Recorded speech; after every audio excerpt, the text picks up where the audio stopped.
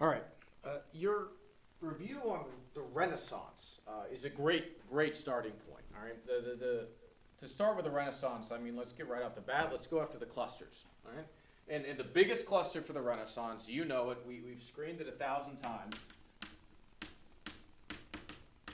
Is humanism. All right. Humanism is going to drive everything here. Individuality, the importance and the power of the individual, of the human being, rather than giving everything to the supernatural power and the supernatural will. It is instead on humans here on earth. The second point, the one that runs through all of European history, again, is Machiavellian or virtue. Right? Machiavellian, we'll talk about specifically. Virtue, you know, is the ultimate humanism. It is the measure of man's ability to affect the world around him. I think you can really carry it. We can go right into synthesis here and say Machiavellian, and if we go to the 1800s, if we go to Otto von Bismarck, Count Camille Cavour, we can start to talk about realpolitik. So much so, the same thing.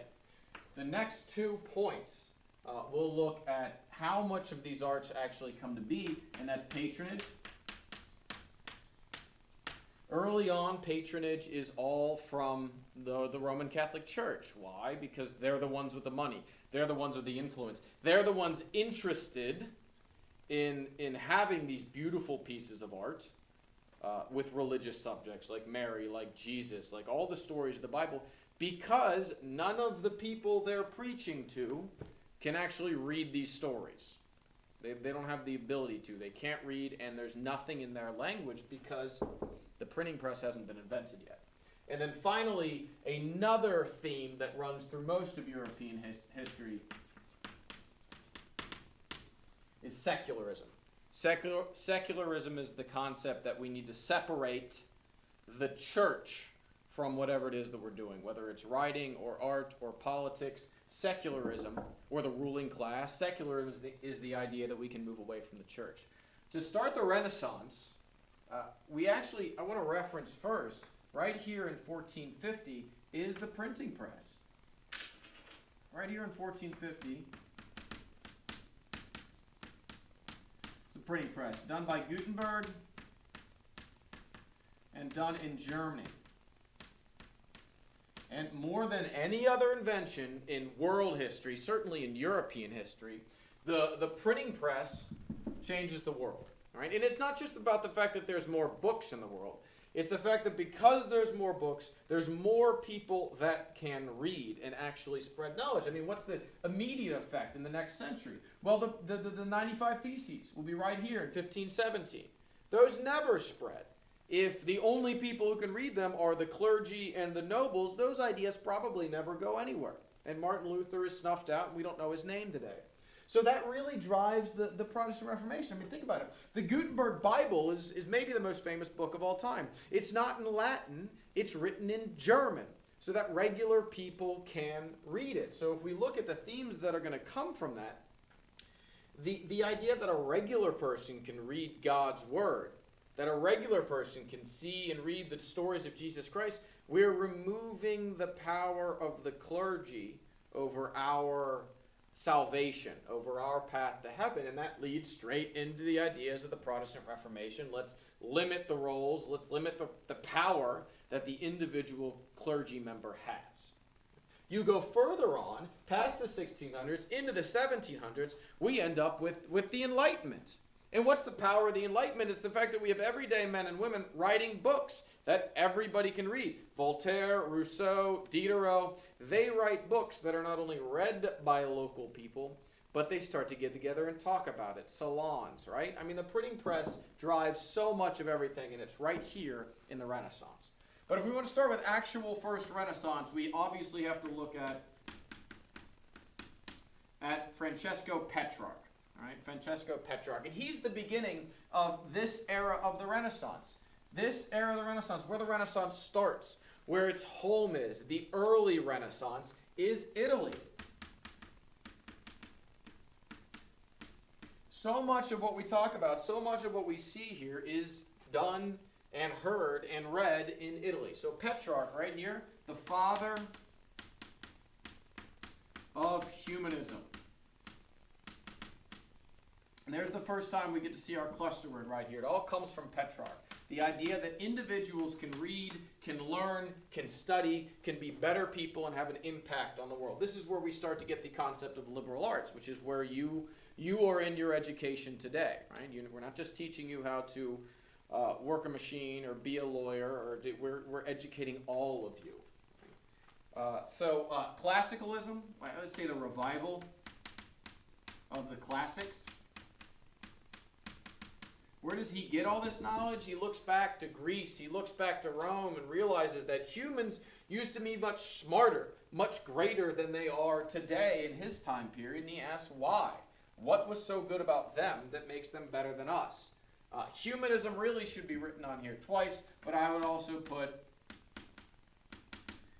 secularism. So much of it is start and challenged right here by Francesco Petrarch. Right? So Petrarch starts writing. It's read by the elite. That's why we don't talk about big movements of people in the Renaissance. We only talk about really individuals. Get past the printing press, and well, around this time we have a guy named, he's a white box guy, Mirandola.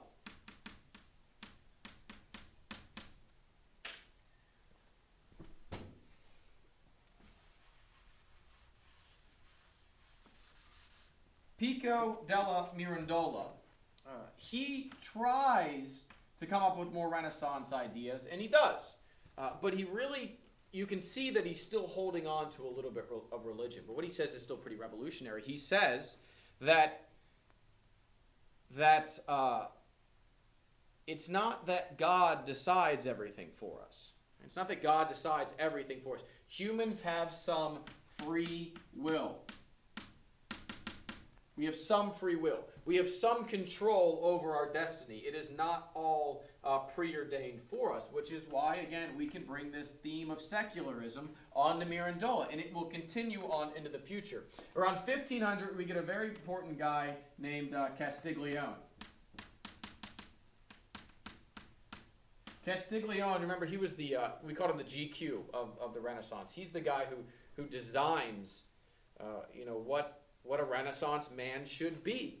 And the biggest point for Castiglione about a Renaissance man, about a good man in today's world, is that he should be educated. He should be learned. He should know how to speak. He should know how to write. He should handle himself well at dinner. He should even dress well. This idea of secularism.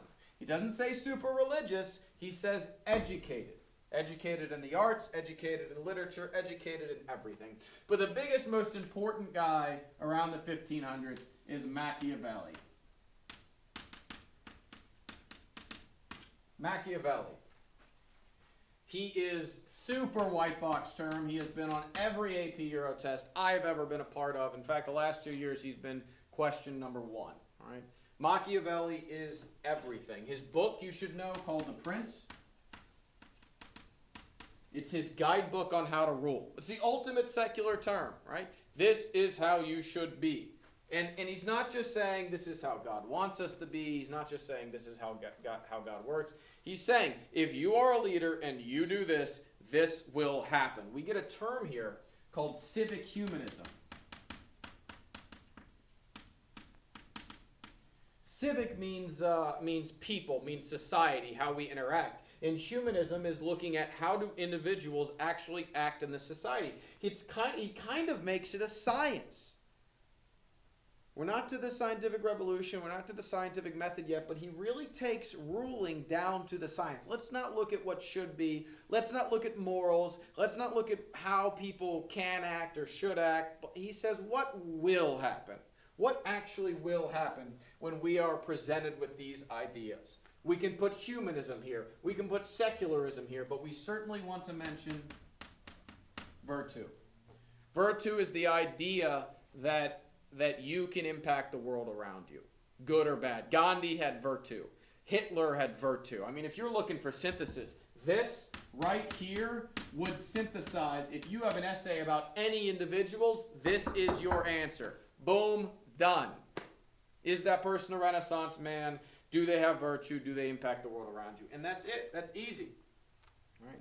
Now, those are the people of the Renaissance. All right, those are the most important thinkers. But we really have to look at art. One more thing before Machiavelli. The analogy that he uses to describe how a leader should be says a leader should be two things. He should be like a lion and like a fox. He should be strong, powerful, commanding, but he also needs to be smart. He needs to be cunning like a fox in order to be a great leader. But Renaissance art.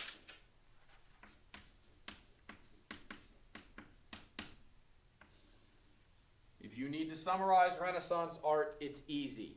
It's about humanism. Talked about Leonardo da Vinci, one of the early great artists. He is so great because he used science, he used analysis, he used autopsies to figure out how exactly he should show the human body, because there's some value in it. This early Renaissance art does have religious subjects. But that's not necessarily because that's what the authors wanted. It's religious because of patronage. The only people, the only groups with money in the early Renaissance is the Roman Catholic Church. And they are the ones who are buying the paintings. They buy the Last Supper. They buy everything that's religious-based. Statues, paintings, everything. Right? You can also put secular techniques, right? These are the techniques. And what we talked about here was was like with Gothic art. Gothic art didn't look great. It looked flat. It looked simple. The people looked weird. But at the center of every piece of Gothic art is the message.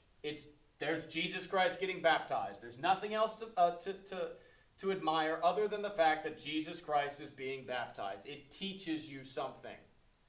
And why is the church so focused on teaching people things? Because they couldn't read. It's before the printing press. They can't read, and the church, the priest speaks in Latin. If you're in Italy, they speak in Latin. In France, they speak in Latin. In Germany, they speak in Latin. Nobody can understand them. Nobody would know the stories if they didn't see these pictures. So the secular techniques that come out that highlight things other than subject, other than religion, the two biggest ones are depth and perspective. Depth and perspective, right? Let's give it a background. Let's have there be layers to a painting, something to admire other than just the subject. I would mention also accurate humans. Accurate humans. They draw your eye to more than just, what their message is. Mary isn't just the mother of Jesus. She's also a pretty woman to look at. Jesus is not always this stationary, stoic, divine figure. When he's dying on the cross in Renaissance art, he looks like he's dying. He looks like he's sad, or he's dead, or he's suffering. Right? It gives you some humanism with even though it's a religious subject. Artists of this time period, Renaissance artists early on, Michelangelo. We know about the Sistine Chapel, but the big work you should always know is David. David constructed for Florence. It's David, the small city-state, slaying Goliath, the larger city-states like Venice, like Rome, like Genoa. Donatello and Raphael. Raphael does the weird self-portraits with the long neck. But Raphael's biggest work that you see sometimes, School of Athens.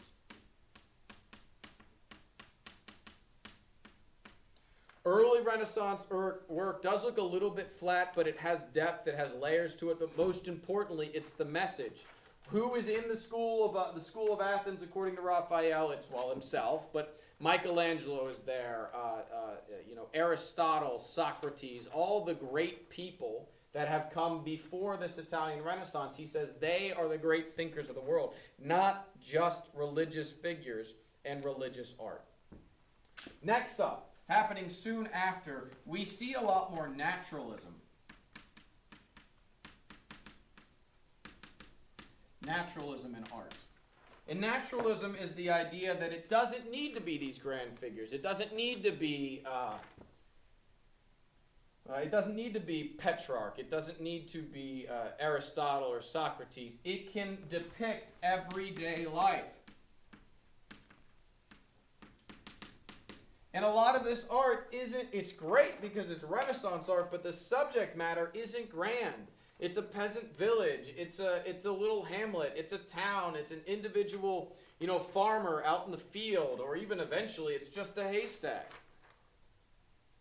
The reason we can shift, it doesn't have a religious subject. The reason we can shift is once again because of patronage. Do you remember, or if you're about to watch the review, in the 1400s and the 1500s, we have Columbus here. And then we have more exploration and colonization, and along with that comes mercantilism and trade. And we get this new powerful class of bankers and merchants. People with money who aren't clergy members and aren't the old school, fat, lazy nobles. And princes. The princes start to break free a little bit of the clergy and ask for their own artwork. And finally, artists here, we usually include Da Vinci very early on, because he doesn't have purely religious subjects. Sometimes he does paint people to be people. Rembrandt, starting to get out of Italy here. And then finally, sometimes we include Raphael. Raphael again. Right. To close the Renaissance moves. Right. It leaves Italy, and it finally migrates north. Sometimes we call this the late Renaissance. Most of the time we call it the Northern Renaissance. Right? And the Renaissance changes. Instead of being almost purely focused on secularism with its ideas, it starts to reincorporate, if you will, religion with these new Italian-created ideas. And so we call them big white box term, gold star, Christian humanism.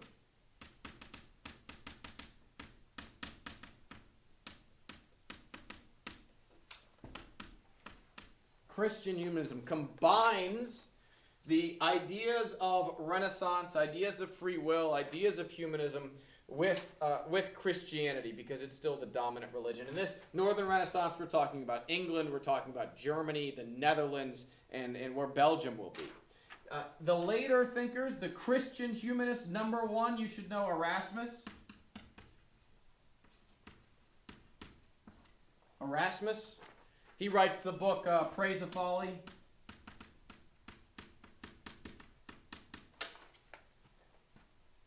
And in the Praise of Folly, he talks about how we need to build an ideal society. And even though he combines religion with this, he says, kind of like Castiglione around the same time period, we need education.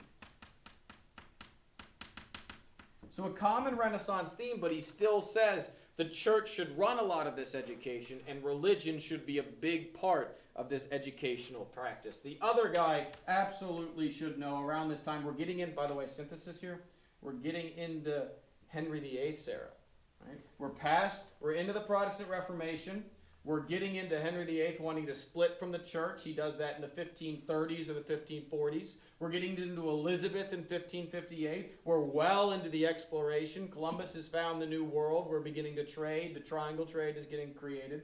And the guy who shows up in a couple of these different eras is Thomas More. The ultimate Christian humanist from England. He also stresses education, and he goes a step further than Erasmus. He actually creates the ideal society. He writes the book Utopia, which is a religious society. It's a theocracy run by the church, but is still Renaissance. It's still almost enlightened because it focuses on the roles of people, the actions humans take on earth, even though we're always in fear of and love and worship God. And education, of course, is a big part of it. Finally, I would say that synthesis, to remind you for synthesis. You can say, as we'll say with a lot of units, you're changing the status quo.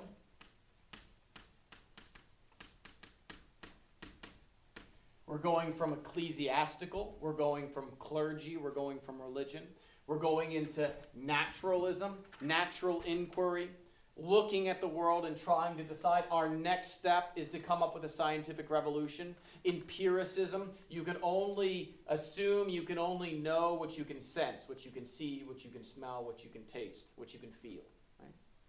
And then ultimately, like I said, the scientific revolution, and then apply that to people again, and we get the Enlightenment. All right, and then finally, I want to reference again Machiavellian virtue.